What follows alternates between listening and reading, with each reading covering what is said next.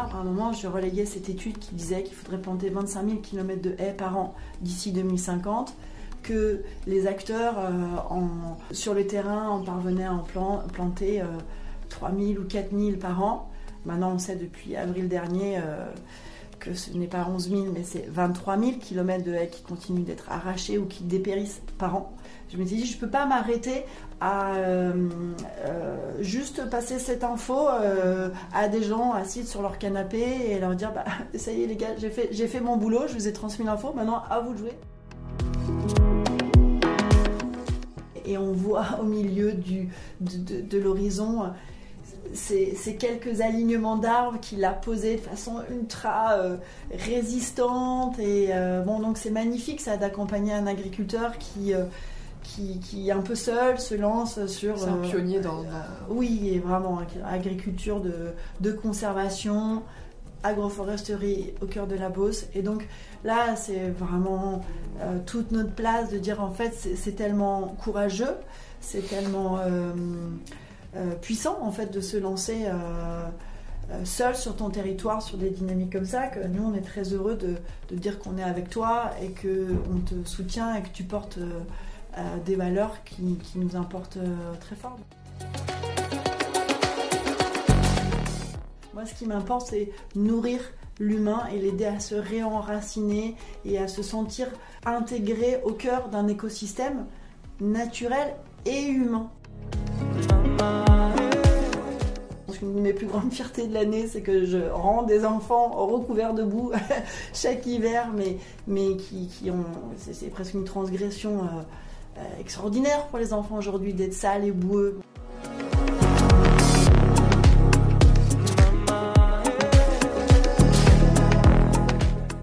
Des enfants et des arbres, ce n'est pas que des enfants qui plantent des arbres.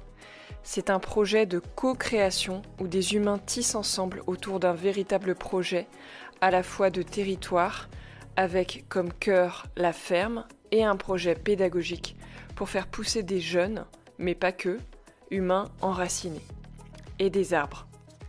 Le projet a fêté ses 4 ans le 14 mars, et pour l'occasion, je suis allée rencontrer l'équipe dans ses bureaux à Paris. Sur la même période, une belle 4e saison de plantation se clôturait. En 4 ans, l'association a organisé près de 330 projets dans 330 fermes, dans 53 départements, ce qui représente 14 000 enfants et environ 100 000 arbres bien enracinés, et surtout beaucoup de sens et de joie générés. Dans mon échange avec Marie-France Barrier, alias Marie Branche, directrice et fondatrice du projet, vous comprendrez que la manière dont elle accompagne le projet, avec soin, en co-création avec tout un écosystème humain, joue un énorme rôle dans le succès du projet. C'était super important pour moi de sortir cet épisode maintenant. Nous sommes le 30 avril et l'appel à projet de la saison 2024-2025 est ouvert.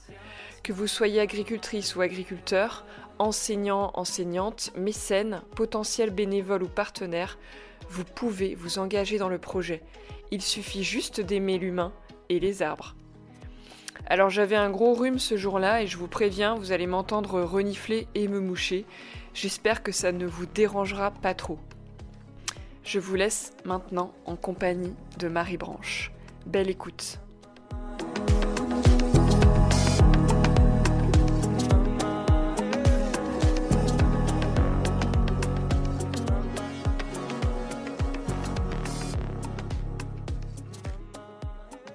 Dans Le Temps des arbres, paru en 2019, tu es partie à la rencontre de celles et ceux qui œuvrent pour remettre l'arbre au cœur de nos vies. J'étais heureuse d'y retrouver Jack Delozzo. Quand j'étais prof en lycée agricole en 2013, j'avais emmené mes élèves en voyage dans le Gers pour le rencontrer. Sur le site de l'association Des enfants et des arbres, tu expliques que c'est en écrivant ce film que tu as ressenti comme une évidence que ton futur projet était de créer cet asso, pour passer de l'autre côté de la caméra et contribuer au changement. On a pas mal échangé lors du chantier de plantation sur la ferme de Franck Béchler, co-organisé avec 3 participants de l'EAV. Alors bonjour Marie-France et bienvenue dans le podcast. Bonjour Opaline, merci. Alors, comment tu vas en cette première journée de mars ?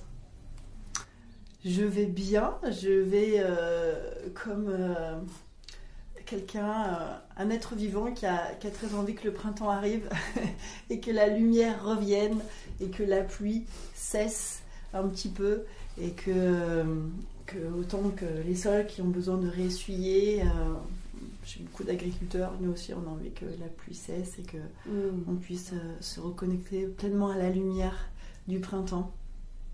Et tu me partageais tout à l'heure hors micro que des enfants et des arbres, c'est un projet intense.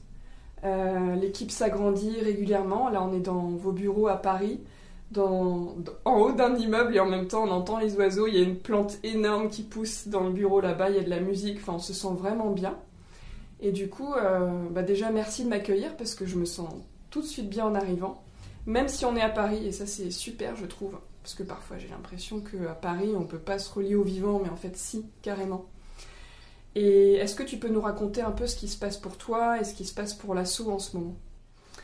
Eh bien, oui, alors des enfants et des arbres est en train de se rapproche de la fin de la 4e saison de plantation, dite scolaire et solidaire. Donc, je pense qu'il nous reste une vingtaine de plantations là, d'ici la fin du mois de mars.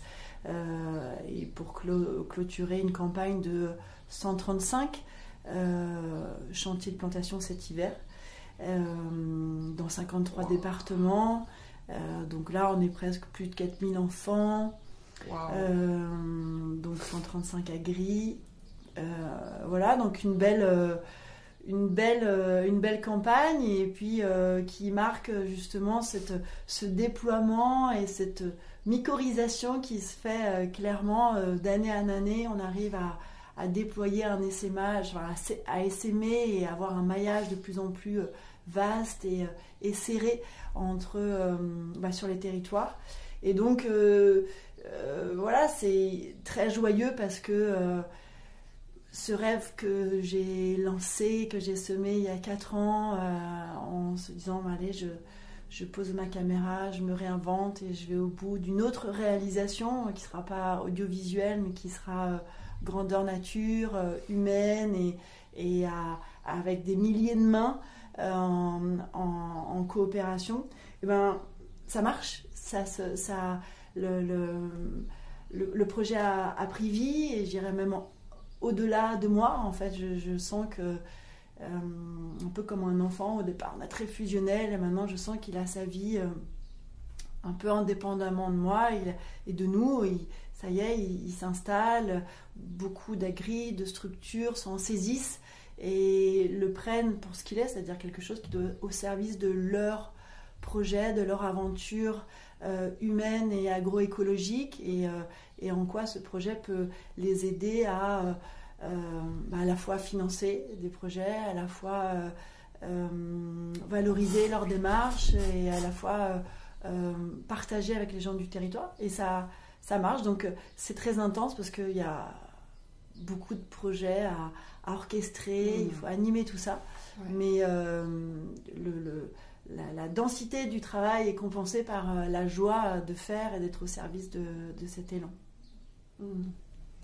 Et est-ce que ça te manque de faire des films ? Parce que tu as fait Le Champ des Possibles, que j'avais découvert, j'étais encore prof en lycée agricole et j'avais co-animé un débat et à l'époque je ne savais pas du tout qui tu étais.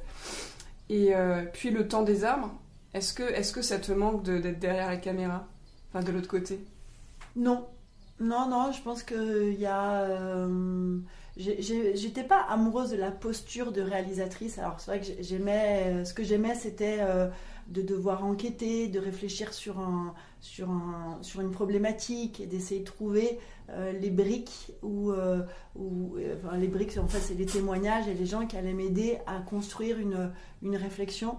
J'aime l'image, c'est vrai que j'aimais cadrer, j'aimais être dans l'action, mais je dois dire que faire des films ça m'angoissait beaucoup. Enfin, je me sentais très en responsabilité par rapport aux gens qui me transmettaient leurs témoignages, leurs images, leur parcours de vie, et ça me mettait j'avais tellement le souci le souci qu'ils soient heureux en fait de ce que j'allais faire, de leur confiance et de leur partage, que ça me mettait une pression assez folle, et donc j'étais assez angoissée. Et donc là, d'être passée à une autre version de réalisation, parce que finalement je trouve que c'est une réalisation, c'est-à-dire c'est co-réaliser, là c'est faire avec, et c'est faire une réalisation qui se partage à plein. Je pense que oui, des enfants et des arbres, ça m'apaise en fait. Je suis beaucoup moins stressée, je me sens plus à ma place, et puis le fait que moi ce qui m'importe c'était de mettre en lumière les faiseurs et les acteurs. C'était d'être au service de cet élan en fait, c'était ça qui m'importait beaucoup. Et là finalement, c'est ce qu'on fait. Et puis grâce à toute l'équipe de communication, là, parce que j'ai quand même cette notion d'essaimer un message, et de continuer à valoriser et faire savoir que il y a des agriculteurs, qu'il y a des dynamiques citoyennes, qu'il y a des élans vertueux qui se mettent en place, ça reste quand même le cœur de ma mission. Et donc là, il y a toute une équipe qui, pendant la saison de plantation, fait en sorte que chacune des plantations soit relayée par un plan média, un communiqué de presse. Et donc, chaque agriculteur a la venue de journalistes du coin, donc la PQR, c'est la presse régionale et locale, qui va valoriser localement que les uns et les autres sont au service de cette dynamique agricole et au service du vivant. Et donc voilà, l'essentiel qui est de transmettre pour moi est là. Et voilà, et j'avais besoin aussi de m'appliquer à moi-même. Ce que je disais dans les films, notamment là, dans Le Temps des arbres, à un moment je relayais cette étude qui disait qu'il faudrait planter 25 000 km de haies par an d'ici 2050, que les acteurs sur le terrain en parvenaient à planter 3 000 ou 4 000 par an. À l'époque, on disait que 11 000 continuaient d'être arrachés chaque année. Donc maintenant, on sait depuis avril dernier que ce n'est pas 11 000, mais c'est 23 000 km de haies qui continuent d'être arrachés ou qui dépérissent par an. Bref, et à l'époque, je m'étais dit, cette phrase de commentaire, en fait, je m'étais dit, je ne peux pas m'arrêter à juste passer cette info à des gens assis sur leur canapé et leur dire ça y est les gars, j'ai fait mon boulot, je vous ai transmis l'info, maintenant à vous de jouer, 25 000 km de haies par an, bon courage. Et vraiment j'ai eu ce sentiment que par ma place de réalisatrice mais aussi de géographe, parce que je suis géographe initialement, donc c'est vraiment mon ADN géographe, donc c'est aussi celui qui regarde de façon un peu panoramique comment fonctionnent les forces sur un territoire, et là où il y a des connexions à faire ou des freins. Enfin bon. Et donc j'avais cette vue panoramique avec l'idée que je voyais quels étaient les acteurs présents sur les territoires, les élans, les envies, que finalement j'avais le sentiment qu'il y avait tout déjà en fait sur les territoires, mais qu'il manquait parfois juste le lion, l'idée pour se mettre pour se mettre en connexion et créer en fait des synergies qui embarqueraient chacun. Et donc voilà, j'ai eu cette responsabilité de se dire je parle de ces 25 000 km de haies par an, je vais pas juste balancer ça comme ça sur les écrans, mais je vais me l'appliquer à moi-même et je vais essayer de prendre part à cet élan. Et c'est comme ça que Des enfants et des arbres finalement devient une courroie de transmission, pas plus, entre les acteurs du territoire pour qu'ils se mettent en lien, et puis en donnant des moyens financiers, en donnant des outils pour que cet élan prenne vie et se déploie au plus vite. Ouais, et ce que je trouve génial vraiment, et je m'en rends compte en t'écoutant, c'est que cette glomaline, donc la glomaline c'est la glu du sol, c'est d'ailleurs mes élèves quand j'étais prof m'appelaient glomaline, parfois je m'appelle opaline et du coup pour rigoler ils m'appelaient comme ça, bref, mais en tout cas c'est ça un peu que fait Des enfants et des arbres, en passant par les enfants. T'aurais pu le faire autrement, t'aurais pu juste dire je crée une association qui fait des liens entre les citoyens, les acteurs, des financements, des techniciens des arbres, etc. Et là, c'est des jeunes arbres qui sont plantés par des jeunes humains, futurs citoyens en herbe, futurs paysans peut-être, tu vois. Et ce que je trouve génial, c'est que cette synergie qui est créée, elle est faite avec des enfants qui sont vraiment les premières personnes qui peuvent capter un message et l'apprendre vraiment au plus profond d'eux, quoi. Oui, alors c'est vrai qu'il y avait vraiment cette idée, parmi les documentaires que j'ai fait, il y a quelques années, j'avais fait un documentaire sur l'école de demain. Et donc sur aussi les apprentissages, en fait, et sur la façon dont il fallait repenser, la façon dont on fait pousser des humains. Donc en fait, et il y a cette idée d'un logiciel commun entre comment on fait pousser les citoyens de demain et comment on fait pousser la nourriture, hein, et c'est la même matrice qui veut qu'on ait des humains très alignés, très standardisés, très parfois prototypés, voilà.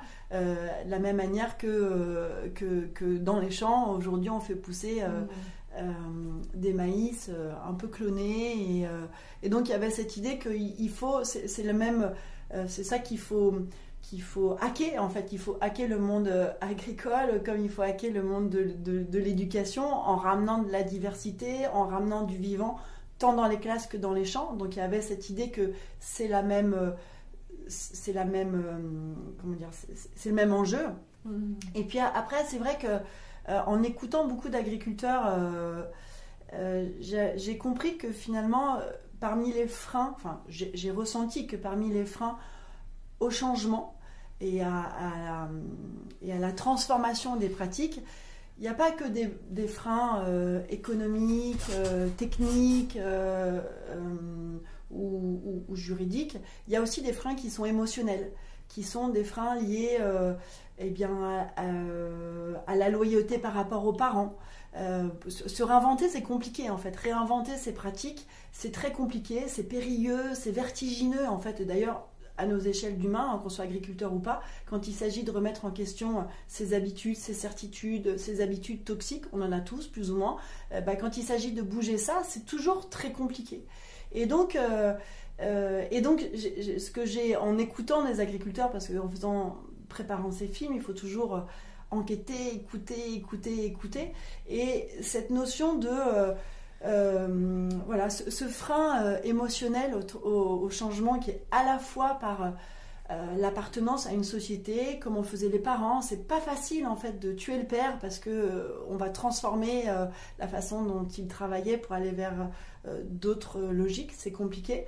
C'est pas facile de se lancer tout seul, partir pionnier quand tous les voisins font autre chose. C'est compliqué. C'est pas facile quand en plus on est très seul, puisque c'est la réalité du monde agricole. Ils sont seuls, beaucoup, en fait, et en tout cas ils ont un sentiment de solitude. Et puis c'est pas facile quand on se sent un peu pointé du doigt par la société civile et qu'on se sent un peu acculé et mécompris. Et en fait, j'ai eu le sentiment que pour aller chercher dans cette dynamique des agriculteurs qui seraient peut-être un peu en dehors du spectre, qui ne se sentiraient pas attirés par des dynamiques agronomiques, biodiversité, vie du sol, mais en revanche qui seraient sans doute peut-être plus sensibles à cette notion de se reconnecter au territoire, se connecter aux humains, et que beaucoup avaient besoin d'ouvrir les portes de la ferme, de transmettre, et de se sentir eux-mêmes revalorisés et reconnus dans leur chemin d'agriculteurs, où qu'ils soient, en fait, dans son chemin de transformation. Et finalement, pour moi, les enfants, c'était une façon de leur tendre la branche et de leur dire, en fait, on est avec vous. Moi, c'est vraiment mon sentiment de... Je sais combien c'est compliqué de se transformer, et donc finalement, si vous venez dans la démarche, non pas pour le volet agronomique, mais pour le volet humain, parce que finalement, vous avez besoin de vous relier au territoire, et que si ça apaise émotionnellement quelque chose, parce que vous vous sentez reconnu, entendu, regardé et écouté, eh bien, je pense que ça peut aussi apaiser un espace qui peut déverrouiller des cliquets un peu émotionnels. Et donc, pourquoi pas se dire, ah bah tiens, ça y est, j'ai planté parce que je voulais me remettre en lien avec l'école du coin, mais ah bah tiens, c'était quand même super sympa, j'ai pu inviter des gens, et puis tiens, pourquoi pas réenvisager quelque chose. Donc, je dois dire que finalement, les enfants, ils sont à la fois bénéficiaires à plein, parce que on peut parler de toutes les vertus de l'école du dehors, de la théorie qui se traduit dans l'action, et que des enfants tout boueux, je pense qu'une de mes plus grandes fiertés de l'année, c'est que je rends des enfants recouverts de boue chaque hiver, mais qui ont, c'est presque une transgression extraordinaire pour les enfants aujourd'hui d'être sales et boueux. Bon bah, il y a des très bons scores en termes d'enfants gadoueux cet hiver. Donc il y a leur offrir ça, mais il y a ce en quoi aussi, ils nous permettent d'accueillir dans la démarche des agriculteurs dans leur grande diversité. Ouais, c'est un vrai terreau fertile pour des rêves, pour des transformations. C'est un accompagnement un accompagnement de plein de choses en fait. Parce que je pense que la réalité de ce que c'est la transition agroécologique, ça touche cette histoire collective que l'on traverse, de comment on va se réinventer collectivement. En fait, c'est plein de couches qui sont des couches, en effet, liées à l'histoire, aux héritages, aux apprentissages, mais aussi aux émotions, quoi, en fait. Et à travers des enfants et des arbres, on travaille sur les émotions, on travaille sur la joie. En fait, c'est presque ce que je suis le plus heureuse de semer, c'est que, et tous les témoignages qu'on reçoit des agriculteurs ou des enseignants, bien sûr, on plante des arbres, mais finalement, on participe à créer des bulles humaines où il y a la joie d'être ensemble, de se rencontrer, d'être acteur, de se sentir utile, de se sentir entouré. Et je crois qu'il n'y aura pas de transition agroécologique ou écologique tout court si l'humain, dans sa profondeur d'être, n'est pas remis au centre, en fait. Et donc, des enfants et des arbres essaient de contribuer à ça, quoi. C'est un projet d'amour, en fait, vraiment. Et donc, voilà, les enfants sont des activateurs d'amour, finalement, parce qu'ils arrivent là, ils ont été nourris par leurs enseignants et par tout ce qu'on essaie de leur mettre en place pour qu'ils comprennent pourquoi l'arbre, pourquoi ses vertus, pourquoi son génie. Mais finalement, ce qui se joue lors de plantation, c'est la joie. Et la joie, c'est tellement puissant. Ouais. Bah, merci en tout cas de partager ça comme ça et puis de tenir la barque, parce qu'aujourd'hui, vous êtes une équipe, tu délègues de plus en plus, mais tu es là tout le temps. Et dans cette course de fond, tu le disais tout à l'heure, donc merci d'être là, quoi, Marie-France. Et je me demandais, est-ce que tu pourrais nous partager quelques exemples, quelques anecdotes de fermes, de paysans, paysannes qui ont accueilli des projets, et pour voir un peu la diversité des profils et aussi des retours qu'il y a eu, voilà, pour qu'on voit un peu la diversité des agricultures dans lesquelles vous vous impliquez. Oui, alors c'est vrai que l'ADN, cette notion de diversité, elle est au cœur du projet, puisque je veux vraiment que ce soit un projet inclusif où on intègre tous les mondes agricoles dans la grande diversité, parce qu'aujourd'hui on fait grand discours sur le monde agricole, mais en fait il n'existe pas, en fait, ce monde agricole, c'est que une mosaïque à la fois de production, parce que c'est vrai qu'entre un viticulteur de l'Hérault ou un éleveur bovin du Limousin, certes c'est des agriculteurs, mais c'est pas du tout les mêmes réalités, c'est pas le même métier, c'est travailler avec... Ou même entre une ferme, une exploitation agricole usine, puisqu'on peut dire ça aujourd'hui, où il y a même plus de paysans, et puis un petit paysan qui a 3000 m², quoi. C'est c'est pas du tout la même chose, quoi. C'est pas du tout la même chose. Et puis aujourd'hui, c'est vrai qu'il y a une telle diversité de parcours de vie entre je dirais, les anciens ou ceux qui sont là depuis toujours, qui reprennent les fermes des parents, et ceux qui se lancent, cette relève néo-paysanne. Bon voilà, c'est la richesse des mondes agricoles. Donc on a tous ces profils-là et on a vraiment toutes les productions. Donc ça, on est très heureux, même de l'héliciculteur, donc producteur d'escargots, aux maraîchers, aux céréaliers, et j'aimerais dire on accompagne le petit bio et le grand conventionnel, mais aussi parfois le petit conventionnel et parfois le grand bio.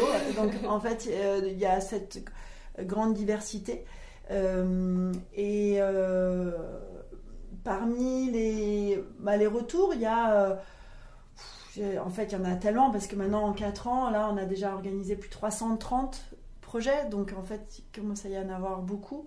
Mais il y a tous ceux qui reviennent pour plusieurs fois. Là, je pense, justement, là, si on parle des viticulteurs dans l'Hérault, Lionel Azin, qui était venu l'année dernière sur des enjeux liés à l'eau, au retour de l'eau. Et voilà, ça c'est vraiment très très bien passé, et en fait il a comment dire, je pense pleinement saisi en quoi ça l'aidait à communiquer sur une dynamique qui est celle qu'il essaie de mettre en place sur son territoire. Il a créé une association qui s'appelle Les Résilients sur son territoire pour créer une dynamique vraiment de territoire, pour que ces enjeux liés à l'eau, au paysage, à la fertilité deviennent vraiment une aventure de territoire. Et donc Des enfants et des arbres est devenu un outil au service de cette dynamique, et nous on est très heureux d'être juste un outil au service des aventures des uns et des autres.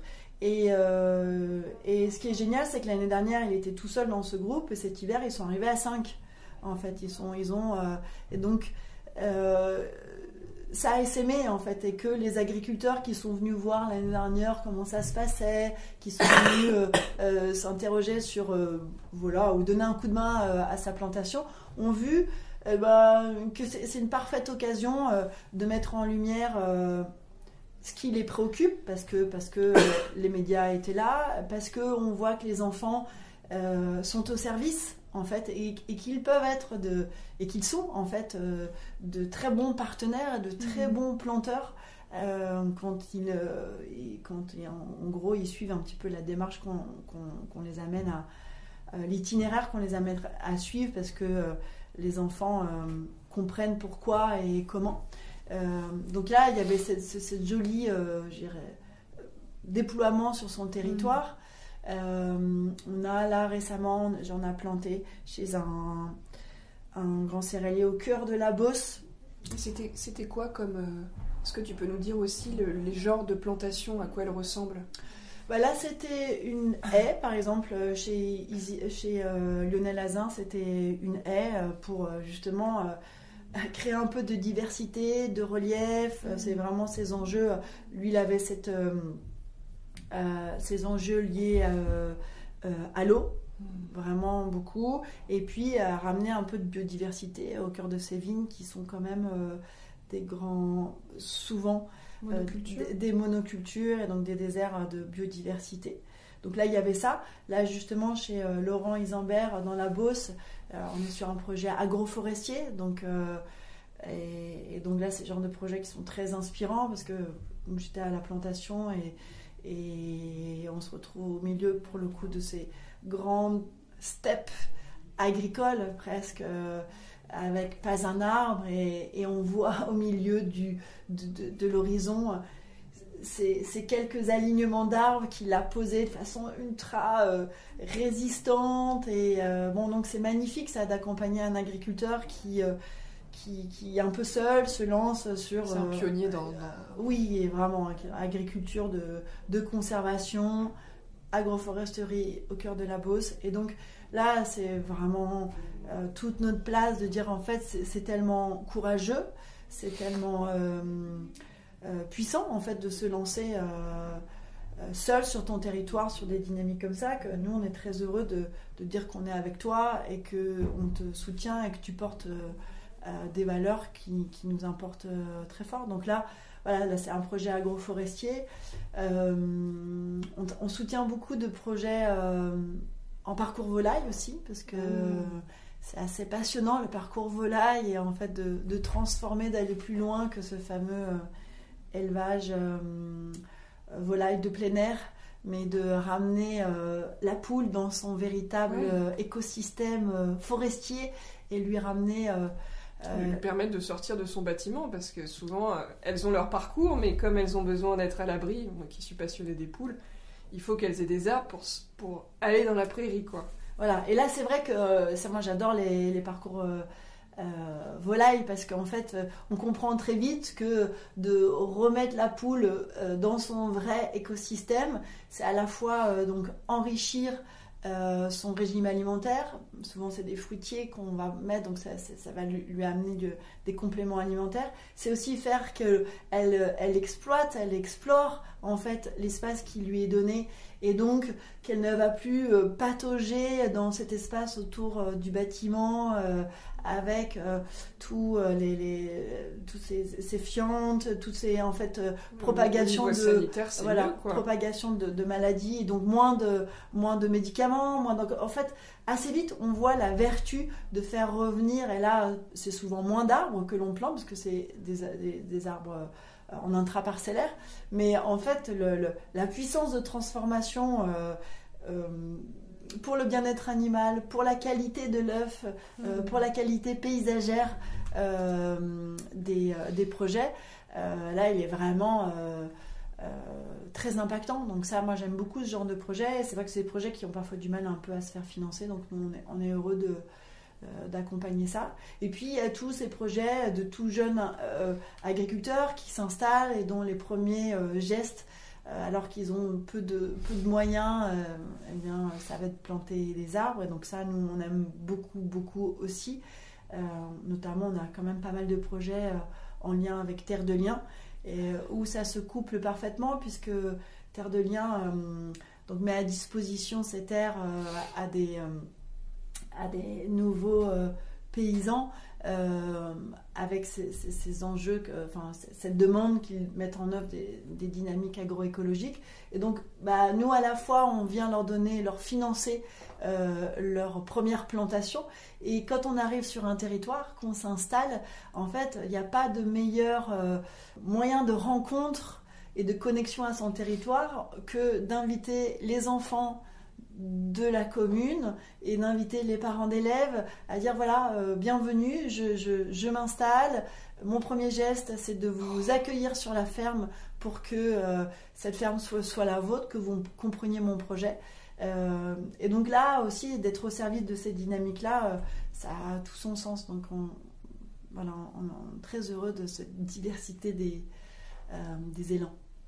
Et est-ce que le fait d'être maman, ça a contribué à créer cette association Ah oui, alors moi en plus je suis maman, je suis maman de 2 enfants, mais dont de ma fille qui a 17 ans et qui s'appelle Gaïa.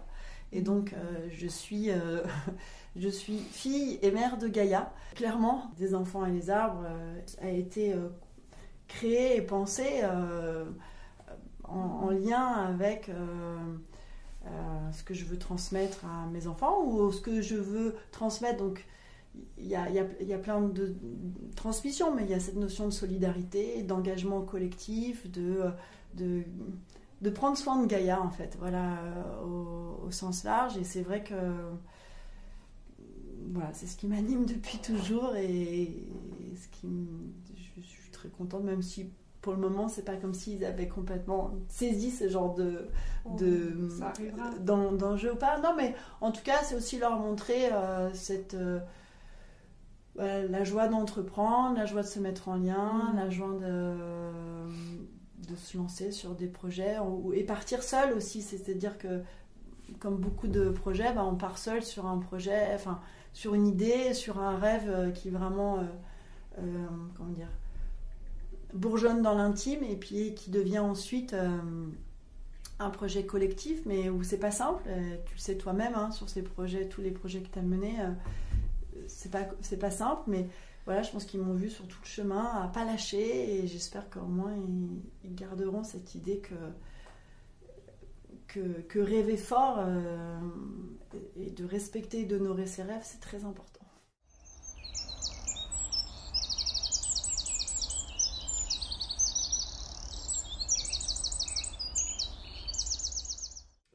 Tu partageais aussi hors micro que l'association, petit à petit, que tu as couvé pendant très longtemps, elle prend un peu son envol, et que tu t'accroches pas au fait de contrôler cette association, que petit à petit, elle a sa propre existence, et que peut-être elle existera un jour sans toi.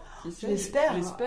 J'espère. J'ai vraiment le parallèle avec un enfant est évident, où c'est vrai qu'au départ j'étais très fusionnelle avec ce projet, parce qu'il fallait vraiment le porter, et là je vois que c'est, pour moi, Des enfants et des arbres est une entité en soi, c'est-à-dire c'est un organisme, et il se trouve que la vie a fait que j'ai été dépositaire de ce projet, mais comment dire, je crois beaucoup à la co-création, c'est-à-dire que je pense que toute personne qui crée quelque chose, en fait, c'est pas elle qui crée, elle est co-créatrice, et qu'en fait on est un peu choisi, ou voilà, comme un canal au service de quelque chose qui a envie d'advenir. Et donc moi je suis au service de cette entité, Des enfants et des arbres, et donc ma mission là, c'est de faire en sorte que, en termes de valeur, en termes de place dans ce vaste écosystème agricole, on arrive à trouver notre place, qui est une place de trait d'union, puisque moi je veux qu'on travaille avec tous les acteurs, avec tous les spectres qui sont très nombreux, et qu'on arrive à être un point de rencontre et de réconciliation dans un monde et on le voit très clairement en ce moment, qui est quand même très divisé, et qui souvent on va pointer ce qui sépare plutôt que ce qui fait converger. Donc Des enfants et des arbres est un endroit où on peut se rassembler à un moment, être vraiment sur nos points communs, au service des communs. Mais voilà, donc le boulot, ça va être de sacraliser ces valeurs et la raison d'être des enfants et des arbres, mais le but, c'est que ça vive un jour sans moi, et que ça devienne un organisme équilibré, résilient, qui est en santé. Voilà, je vais pas m'accrocher à cette création, quoi. En fait, il faut que chacun s'en saisisse, et d'ailleurs c'est ce qui se passe là à chaque plantation. En fait, ça devient, nous on n'est pas sur les plantations, hein, sur les 135 qui se sont passées. Là, on va en vivre une petite dizaine, mais sinon ça se fait sans nous. Et c'est ça qui est beau, c'est qu'il faut que les gens se l'approprient, c'est leur aventure, c'est leur réussite, c'est leur réalisation, sous ce chapeau, avec des valeurs et une philosophie commune qui est de coopération, d'espoir, de joie, de collectif. Alors, j'avais une question. Oui, pour qu'on comprenne un petit peu, on ne sait jamais, j'espère qu'il y a des fermes qui nous écoutent, qui auront envie peut-être d'organiser une plantation pour la prochaine saison. J'espère. Voilà. Comment se passe une plantation? Ça commence par quoi quand une campagne commence? Eh bien, ça commence par l'appel à projet qui est ouvert un peu avant chaque printemps, qui est disponible sur notre site. Donc, en fait, ce sont les agriculteurs qui candidatent. Donc, des agriculteurs qui veulent planter, donc une haie bocagère, un projet agroforestier, mais qui veulent que cette plantation soit l'occasion de créer un moment de convivialité, de partage, de communication, de rencontre. Parce que finalement, des gens qui plantent, il y en a beaucoup, donc, mais qui plantent de façon souvent un petit peu anonyme, ils plantent dans leur coin, Et voilà, nous on veut que ce soit, notre proposition, que ce soit un peu un moment de fête. Donc qui veut planter et partager, candidate sur notre site, donc c'est sur le www.desenfantsetdesarbres.org. Et dans les prérequis, chaque agriculteur doit candidater en lien avec une structure technique sur son territoire. C'est-à-dire un opérateur, un expert de l'arbre champêtre qui va venir accompagner l'agriculteur ou l'agricultrice dans la conception de son projet pour s'assurer que le projet il est bien calibré, ajusté, non seulement aux conditions pédoclimatiques de la parcelle, mais aussi aux attentes de l'agriculteur, puisque c'est vrai qu'en fonction qu'on veuille, freiner le vent du nord pour protéger ses animaux, ses cultures, ou qu'on veuille faire revenir la biodiversité, ou favoriser la vie du sol, ou faire des arbres fourragers, il y aura comme une autre prescription en arbre à chaque fois. Et donc, nous, on est pour que les agriculteurs ne s'auto-médicamentent pas en arbre, si je peux me permettre ce parallèle, mais qu'il y ait ce temps de rencontre, d'échange au cœur de la parcelle pour concevoir un projet. Voilà. Donc ça, c'est notre prérequis. Il faut qu'il y ait un opérateur technique. Et puis après, sur le dossier de candidature, il y a un moment sur le partage des valeurs. Qu'est-ce qu'ils ont envie de partager avec les enfants? Qu'est-ce qu'ils ont envie de raconter? Comment voilà. Et donc il faut qu'on sente qu'il y a une il y a une convergence de désir de transmission et et donc on est sur un dossier qui a été pensé avec et pour les structures techniques, puisqu'on essaie vraiment d'être au service tout le temps des acteurs du territoire, donc de ne pas leur rajouter de l'administratif, mais de faire quelque chose qui est à la fois gagnant, parce qu'il y a besoin de poser des questions, et je dirais même pour les agriculteurs, se poser des questions, en fait, certaines questions, c'est élaborer un projet qui sera pérenne et réussi. Donc on essaie d'être dans le bon équilibre pour que ce soit juste ce qu'il faut pour s'assurer qu'on se lance tout dans quelque chose qui sera efficace. Et puis, une fois que le dossier est validé, ou je dirais même parallèlement, ce sont les agriculteurs qui invitent l'école à être partenaire du projet. C'est-à-dire que sur le site, ils trouvent tout plein d'éléments pour aller inviter l'école et leur proposer le projet. Mais on veut vraiment que ce soit eux qui convient le territoire à les aider dans la mise en œuvre de leur plantation. Ça change tout parce que, encore une fois, c'est leur aventure, c'est leur projet. Donc c'est eux qui vont aller chercher l'école du village où il y a leurs enfants, et en général ça va très vite parce que non seulement les écoles elles ont maintenant des obligations de faire entrer ces enjeux liés au dérèglement climatique, au climat, à la biodiversité dans les programmes, et même s'ils ont des éléments théoriques, ils ont très peu de propositions concrètes. Donc pour les établissements scolaires, c'est en général une grande opportunité et une aubaine. Donc la plupart disent un grand oui très spontanément. Et puis une fois que l'école a dit oui, bien nous on la fait rentrer dans notre mécanique. On leur transmet des outils, des outils pédagogiques, des webinaires pour que eux s'acculturent sur ces thématiques-là. Et comprennent aussi la dynamique, c'est-à-dire que les enfants et les classes ne sont pas invités à une sortie scolaire. Ils sont invités à prendre possession d'une mission citoyenne et à comprendre qu'ils sont des contributeurs engagés au service d'un agriculteur, mais d'un projet collectif. Donc ça, on travaille avec les enseignants avec ça. Et puis l'autre point, c'est que l'agriculteur s'engage en amont de la plantation, en général 1 semaine ou 2 semaines avant, à se rendre en classe. Donc ça peut durer 2 heures, pour venir se présenter, expliquer qui il est, quel est son métier. Voilà, je suis viticulteur, je suis céréalier, maraîcher. Qu'est-ce que c'est mon quotidien? Qu'est-ce que c'est son métier? Qu'est-ce qui me fait vibrer dans ce métier? Qu'est-ce qui me passionne? fil des saisons. Enfin, voilà, il y a tant de choses à raconter.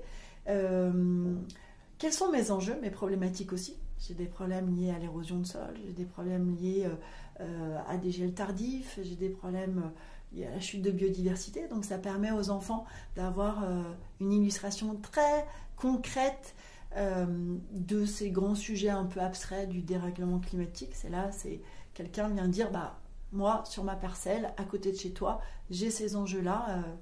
Et pour répondre à ces mots, on a comme remède, parmi les nombreux remèdes, mais on a comme remède l'arbre qui va nous servir à ça. Et pour le mettre en œuvre, j'ai besoin de toi, j'ai besoin de vous, les enfants, pour que ça se passe. Et toutes ces petites étapes, en fait, font que le jour où la plantation est fixée, où les enfants viennent, eh bien, ils viennent le torse bombé, avec beaucoup de joie, avec beaucoup d'envie de bien faire. Parce que ils se sentent vraiment dotés d'une mission, quoi. Exactement. Ouais. Et ça change tout, parce que là, il y a cette idée qu'on n'a plus besoin d'usagers du monde. On n'a plus besoin de gens qui viennent consommer des sorties scolaires, mais on a besoin de gens et d'enfants qui se saisissent, qui sont acteurs et qui se saisissent de ces enjeux-là. Et en fait, j'espère que autant on essaie de valoriser les agriculteurs en leur disant on vous considère, on est à vos côtés, on sait combien on a besoin de vous et merci de vous mettre en mouvement et on est avec vous là sur cet élan. Mais de la même manière, il faut qu'on fasse pousser une jeune génération qui a confiance en sa capacité de faire bouger les choses et qui, à travers cette expérience de plantation, voit son impact sur le paysage, ressent cette fierté d'aider quelqu'un dans son projet, de pleinement saisir pourquoi il est là. Et je pense que si on est un peu dans ce bazar-là collectif, c'est qu'il y a eu toute une génération, voire des générations qui se sont dit mais bon, qu'est-ce que je peux y faire? Moi, je suis trop petit, je suis impuissant. Qu'est-ce que je peux changer à ce grand bazar?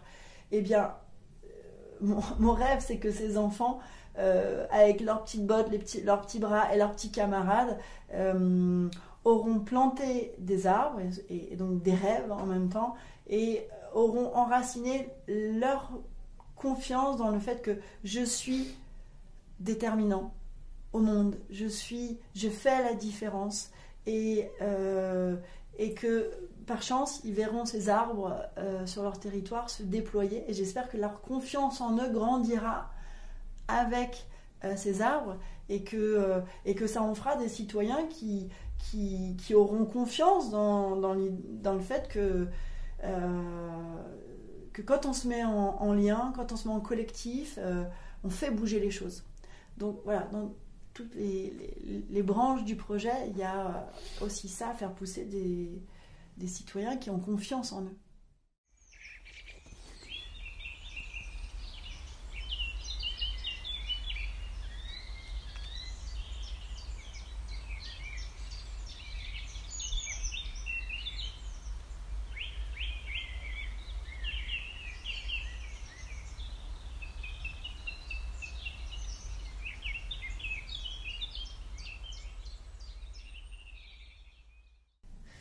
Ça me parle tellement par rapport à l'école d'agroécologie voyageuse qui était dédiée à des personnes plus âgées, mais jeunes quand même. Et en fait, la principale chose avec quoi ils sont ressortis de l'école, c'est de la confiance, quoi. Et d'ailleurs, quand on écoute les témoignages dans certains podcasts que j'ai écoutés pour préparer l'épisode, d'enfants, on sent ils disent pas juste bah ouais, je suis content, j'ai planté un arbre. On sent qu'ils ont compris quelque chose de vachement plus grand, quoi. Et justement, est-ce que tu peux nous donner en chiffres une idée de combien de fermes aujourd'hui et combien d'enfants ont contribué à travers le projet? Eh bien, là, à la fin de la 4e saison, on devrait être à 14 000 enfants qui auront planté l'équivalent de 90 000 arbres chez 330 agriculteurs. Ok. Voilà. C'est super, mais en fait, à la fois c'est magnifique et en même temps ça reste dérisoire. C'est-à-dire qu'il faut vraiment qu'on arrive à faire que voilà, qu'on se déploie. Et c'est pour ça que c'est un peu c'est à la fois c'est merveilleux ce déploiement, mais les enjeux sont tellement énormes que moi j'ai pas du tout ce sentiment de ok, on est arrivé, c'est génial. Il faut qu'on arrive à déployer, à démultiplier ces expériences de vie. Je pense que le fait que vous ayez permis à 14 000 enfants de planter des arbres, c'est des graines dont on n'imagine pas du tout ce qu'elles vont devenir. Et ça, c'est pas évident de se dire, en fait, même avec l'école d'agroécologie voyageuse, tu vois, elle est finie, mais on a semé tellement de graines qui vont rayonner. Et voilà, le projet est terminé et il y a d'autres choses extraordinaires qui se passent. Donc c'est ce que j'essaye de me dire. Et en même temps, c'est super de rester là et de continuer à être nourri par la joie pour continuer à faire grandir ce projet qui, chaque année, est de plus en plus grand, quoi. Et alors, avant de te poser quelques dernières questions, j'avais envie de te demander si toi, tu aurais une question à me poser. Oui, en fait, c'est surtout que moi, en te regardant et en te lisant, ce qui me plaît beaucoup dans ton approche, c'est cette approche très holistique, en fait, qui raccorde l'humain à l'humus.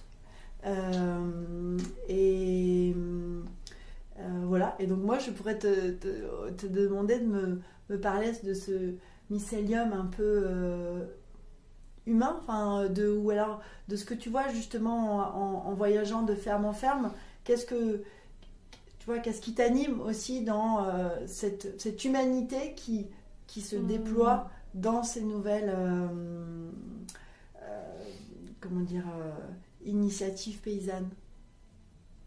En fait, tu as presque répondu à la question dans la réponse. Pardon, tu as presque répondu à la question en me posant la question. C'est de voir les humains œuvrer en retrouvant cette place. Je disais ça hier soir, j'ai fait une petite visio pour l'ESA d'Angers, en expliquant un peu ma vision du vivant et de l'agriculture, de voir les humains travailler sur eux pour, en sachant pertinemment qu'ils n'arriveront pas à faire de l'agroécologie s'ils ne se remettent pas au même niveau que l'humus, justement. Et cet humus riche auquel on a besoin de se connecter. Et souvent, les plus beaux projets agroécologiques, on voit les paysannes, les paysans essayer de lâcher leur besoin de contrôle sur tout et retrouver leur juste place bénéfique pour apporter de plus en plus de vivants dans leur ferme, avec évidemment la conscience qu'ils resteront des paysans, des paysannes, et que donc il y a toujours ce truc de coproduire avec le reste du vivant, de produire, d'être paysan et de devoir se tirer un revenu, et en même temps de laisser la place aux sauvages sans qui ils ne pourraient pas être paysans ou paysannes. Et moi, c'est ça qui m'anime, c'est de voir presque, j'ai l'image d'un humain qui serait en sauvage, tu vois, et de voir le bien que ça fait de prendre le temps de se relier au vivant, émotionnellement parlant, et de redevenir des jardiniers dans leur ferme, des jardiniers du vivant, et de juste catalyser des processus qui existent déjà sans eux, quoi. Et moi, ce qui m'anime aussi, et je pense que c'est quelque chose qui nous relie toutes les deux, c'est que, alors, ces derniers temps, j'étais très branchée agroforesterie, jardin, forêt, et petits projets, un peu de ferme. Mais moi, ce qui m'anime, c'est vraiment de tisser des liens entre tous les mondes agricoles. Et j'aimerais un jour faire un épisode avec un éleveur de porc intensif pour comprendre ce qu'il vit, ce qu'il traverse, et qu'il n'a pas forcément choisi profondément d'être là. Tu vois, et j'essaye vraiment de donner la parole à tout le monde, même si c'est un podcast sur l'agroécologie, et du coup, c'est bien de parler principalement d'agroécologie, mais aussi juste de pourquoi tout le monde n'en fait pas, quoi. Oui, et je pense que c'est important de mesurer que c'est pas facile parfois de lâcher et de lâcher ce qu'on a appris, quand on est tenu par des prêts bancaires, quand on est tenu par des enseignements agricoles, quand on est tenu par la coopérative, par tellement de chaînes. Et je pense que c'est important de le transmettre parce que finalement, je pense qu'on perd beaucoup de temps dans cette notion de transition agroécologique en stigmatisant ceux qui sont pour qui c'est plus difficile que les autres à se mettre en mouvement, en fait. Et que voilà, et donc je pense que ça c'est vraiment quelque chose qu'il faut digérer, la tolérance, enfin je veux dire avoir une vision exigeante ou inspirante, où là on veut aller, une vision c'est important, mais il faut beaucoup de tolérance avec ceux qui sont pris dans le monstre du système, et que s'en décoller c'est très compliqué, et que la seule moyen de les extraire de ça, eh bien, ça va être la bienveillance, la tolérance, et je trouve que c'est vraiment un ingrédient qui manque souvent en fait, et que même les mieux pensants de l'agroécologie sont parfois aussi à prendre des lectures très polarisantes et en fait qui emmènent à contre-courant, qui freinent en fait la transition plutôt que de la porter. Et c'est ce que je trouve très beau dans l'asso, c'est cette envie de planter dans tous les types de fermes, qu'il s'agisse de fermes ou d'exploitation agricole, peu importe comment on s'appelle, mais d'aller voir tout le monde. Ben oui, parce que en fait, le cœur du projet, c'est l'humain en fait. Et donc cette connexion entre humus, humanité, humilité, qui est notre devise. On plante des arbres pour prendre soin de l'humain. Voilà, c'est pour ça que je ne me serais pas du tout vue planter des arbres en milieu forestier, du tout. Moi, ce qui m'importe, c'est nourrir l'humain et l'aider à se réenraciner et à se sentir intégré au cœur d'un écosystème naturel et humain, en fait. Ouais. Et je pense que c'est vraiment cette notion de tout qu'il faut réconcilier, réharmoniser. Et que notamment donc refaire venir de la tolérance, de la patience, c'est sans doute le meilleur des activateurs de changement.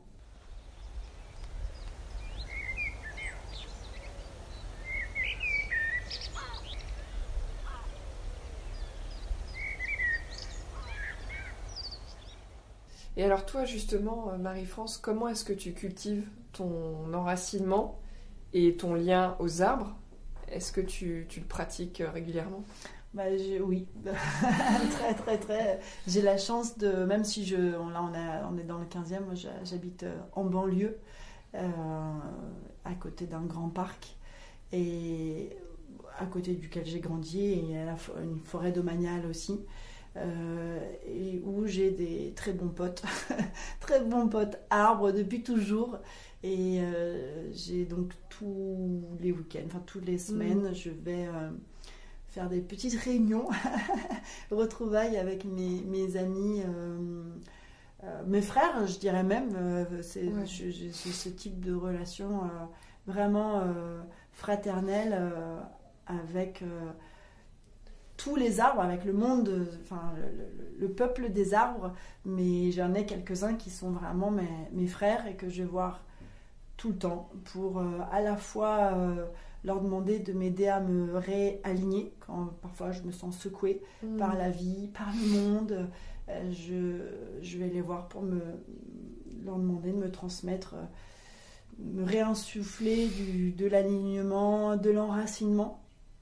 Et aussi parce que je vois l'arbre comme une antenne vers un au-delà, vers un invisible, vers quelque chose de beaucoup plus grand que moi. Et donc je vais me brancher à ces arbres aussi pour aller chercher de l'inspiration, chercher des idées, de la clairvoyance, essayer de cultiver ça entendre clair, voir clair, essayer de voir comment, où se poser, être souple, être tolérant. Pour moi, les arbres, c'est vraiment le modèle, c'est l'alter ego de l'humain, et c'est vraiment le modèle, l'enseignant du savoir-être humain et terrien aujourd'hui, en fait.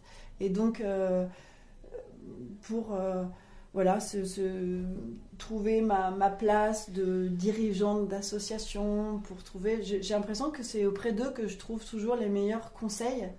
Et donc, voilà, c'est vraiment, je cultive ça, et j'ai la chance d'être vraiment très en lien avec du vivant, même en étant à Paris. Et puis, en fait, c'est aussi une qualité de regard, c'est-à-dire un type de regard. Moi, depuis toujours, j'ai cette connexion, depuis que je suis enfant, j'ai cette connexion aux arbres. Et en fait, des arbres, il y en a partout, il y en a tout le temps, même en ville. En fait, si on a le regard qui s'affûte, et si on a la recherche de ça, eh ben, on peut faire des petits checks. Enfin, moi, je check beaucoup d'arbres au quotidien, que je vois dans toute leur beauté et toute leur humilité, parce qu'ils sont là, en fait, dans les paysages urbains, à amener, à accueillir des arbres, à accueillir des oiseaux, accueillir toute cette vie au cœur de l'urbain. Et en même temps, personne ne les voit en général. Enfin, voilà, c'est un peu comme du mobilier urbain. Mais moi, je les vois toujours comme des grands sages qui sont là et qui sont prêts à parler à ceux qui ont un peu encore un cœur d'enfant. Et moi, je pense que j'ai vraiment... je vis dans un monde où les arbres nous parlent, où la nature nous parle, et j'essaie de les entendre. Donc, voilà, je crois que c'est une grande chance, en tout cas, d'avoir accès à cette autre dimension. Comment est-ce qu'on peut aider des enfants et des arbres? Est-ce que pour ceux qui ont des sous et ceux qui en ont pas? Il y a plein de façons d'aider. Je pense que pour les agriculteurs qui nous entendent, un grand bienvenue vraiment dans cette aventure. Rejoignez-nous, et en fait, grâce à vous, on va semer de la joie, des arbres, et du faire ensemble. Donc, il y a les agriculteurs. Ceux qui ont un peu de sous ou beaucoup, bien sûr, tous ces projets, on les finance. Donc, pour qui voudrait nous soutenir mensuellement, il y a plein de façons. Sur notre site, on peut faire des dons. On a depuis peu une plateforme pour les bénévoles qui voudraient se mettre en lien avec les agriculteurs des territoires, et qui voudraient participer à créer ce mycélium humain sur les territoires, pour créer de la solidarité auprès des agriculteurs, pour les accompagner dans l'entretien des haies qu'on va planter, parce qu'en fait c'est bien de planter, mais en fait il faut entretenir, c'est souvent du temps, il faut repailler, il faut tailler. Donc on aimerait au fil du temps qu'autour de chacune de nos plantations se créent des petits tissus humains pour accompagner les agriculteurs. Donc voilà, il y a ça. Et puis beaucoup de gens ont des talents divers qui peuvent être sur de la communication, sur de la photo, sur plein de choses. Et voilà, il y a ça. Et puis pour tous les enseignants aussi qui voudraient prendre part à l'aventure, eh bien, alors c'est vrai que nous, le point de départ, c'est souvent les agriculteurs, mais un enseignant qui serait super motivé, il peut trouver un agriculteur dans le coin, parmi les parents d'élèves, au marché, le producteur du coin, à la MAP, pourquoi pas une ferme devant laquelle il ou elle passe régulièrement en disant tiens, il y a ce projet.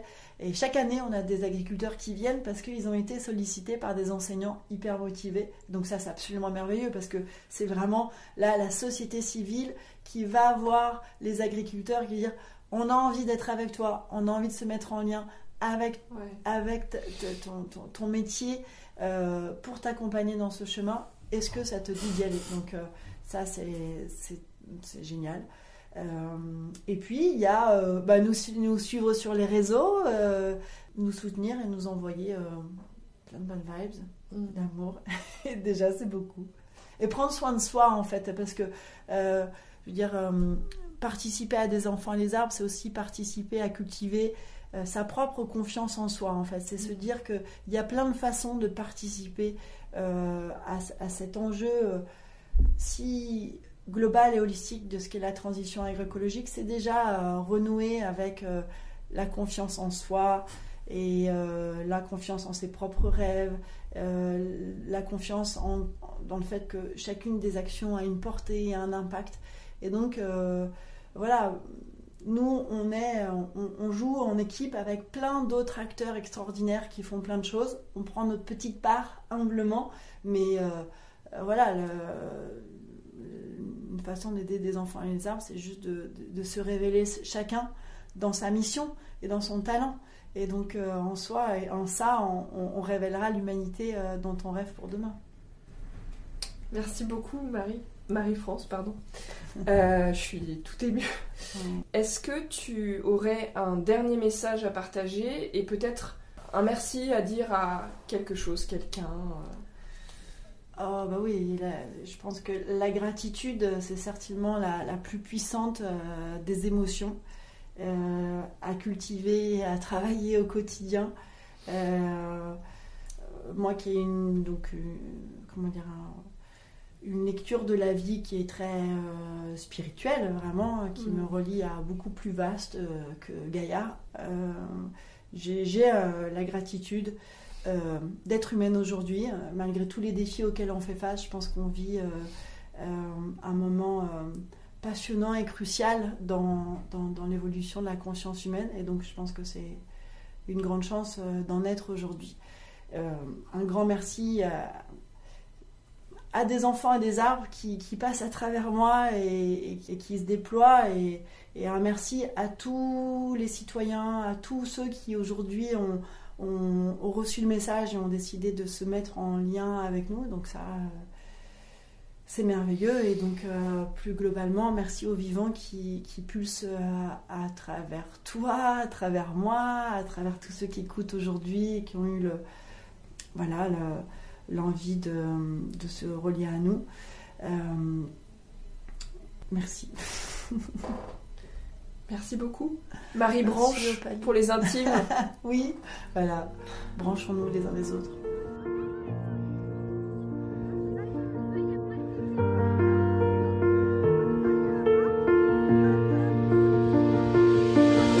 Les enfants font appel à toutes les compétences possibles et inimaginables. Bio, sport, entraide, travail d'équipe, pour le bien de tous, pour la communauté. Donc ça permet de faire tout ça en même temps. C'est ça qui est super. Il a déjà mangé de la terre, tu vois, il en a dedans. Et puis il va passer par là dans son ventre et puis après il va ressortir derrière. Voilà. Il en mange beaucoup, hein. Il aime ça. Tu veux le remettre dans la terre? On essaie vraiment, nous, de s'inscrire dans le tissu social. Et là, les enfants, c'est des enfants d'une école juste à côté. Il y en a beaucoup qui viennent des villages d'à côté, ils ont emmené leurs parents. Donc c'est ça permet de retisser un petit peu ce lien entre la ferme et puis le local. Et puis pour les enfants en plus c'est génial parce que ça leur montre un petit peu c'est quoi le travail à la ferme, qu'est-ce que ça prend de faire des chantiers comme ça.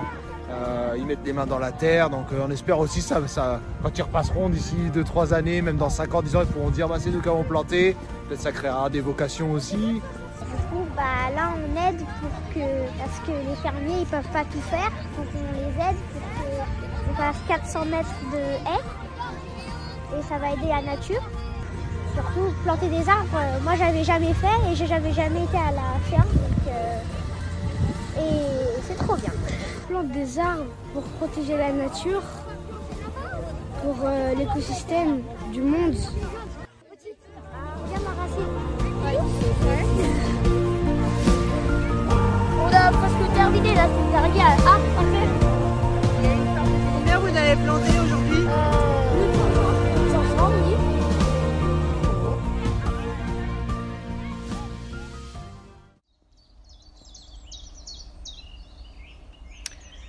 Je vous invite maintenant à faire pause, le temps de 5 respirations. Prenez le temps de sentir ce que ça fait d'être en vie.